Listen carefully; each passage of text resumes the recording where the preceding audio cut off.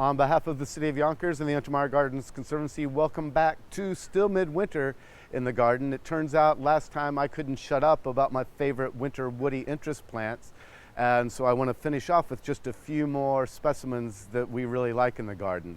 In fact, behind me is a pair that are quite stunning in the winter. Beside me here is the Aucuba japonica, and you can see its variegated broadleaf evergreen leaves that provide a lot of fun through the winter. And then next to that we have a Daphne phyllum macropodium. Really looks like a rhododendron, but it's not even in the least. But these bright red petioles that hold the leaves really add some interest, and I think a much more elegant plant than a rhododendron. And just below the walled garden in our future meadow, keep an eye on that this spring, is I'm standing next to the largest Coosa Dogwood that I've ever seen. And in addition to amazing late spring, early summer flower, followed by big red fruits, some interesting fall color, through the winter we have this really intricate exfoliating bark again. So the gray bark peels off to reveal a lighter gray and a brown bark.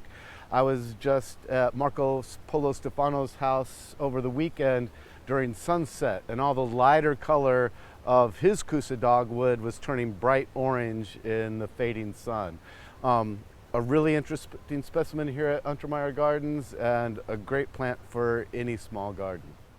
So a little off topic from woody branches and woody trunks in the winter is this ornamental cherry, which is replete with lichen. Lichen is a combination of fungus and algae, and quite self-supportive and does no harm to the tree. I can't tell you how many people have asked me how to get rid of this disease that's killing my tree. Well, the fungus and the algae cannot get into the bark far enough to do any damage to the tree.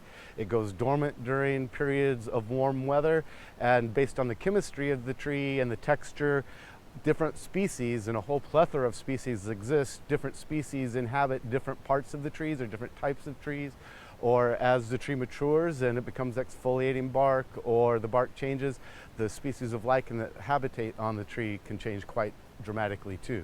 So lichen is good, it's beautiful, and it's harmless to our trees. One of the most oddball plants at Untermeyer Gardens is this Araucaria araucana, or the monkey puzzle tree.